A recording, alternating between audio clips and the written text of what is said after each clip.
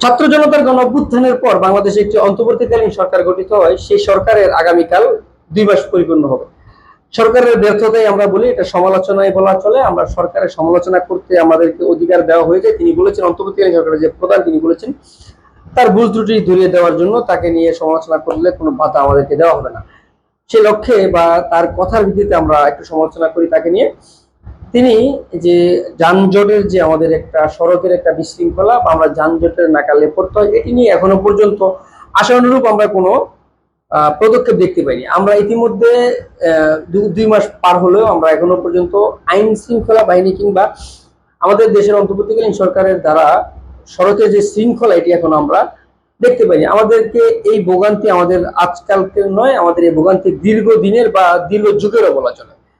এই ভোগান্তি থেকে আমরা কবে নাগাদ রেহাই পাবো সেটা এখনো নিশ্চিত না। আমাদের যে আশা দেখানো হচ্ছে, আমরা চাই অতি শীঘ্রই এই যে আমাদের যে সড়কের যে বিশৃঙ্খলার ভোগান্তি, আমাদের যে যানজটের যে ভোগান্তি, এটি আমরা কাটিয়ে উঠতে চাই।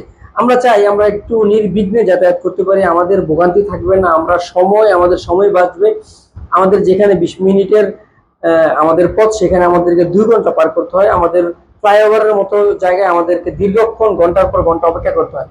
আমরা কেন এই ভোগান্তিতে পড়ি? আমাদের অন্তর্বর্তীকালীন সরকারকে এটা নিয়ে একটু আমাদের প্রশ্ন করা উচিত, বা আমাদের এই গণঅভ্যুত্থানের উপর আমরা নানা রকমের প্রত্যাশা তাদেরকে নিয়ে করছি। ইতিমধ্যে আমাদের এই সরকার প্রধান বলেছেন যে তিনি আমাদেরকে যথেষ্ট মূল্যায়ন করবেন এবং আমাদের দেশটাকে সুশৃঙ্খল করবেন, সংস্কার করবেন। আমরা অন্তর্বর্তীকালীন সরকারের কাছে এই সড়কের বিশৃঙ্খলা সম্পর্কে একটু দ্রুত পদক্ষেপ নিতে দেখতে চাই। আমরা চাই আমাদের এই সড়কের বিশৃঙ্খলা কিংবা আমাদের এই যানজট থেকে আমাদেরকে মুক্তি করা হোক।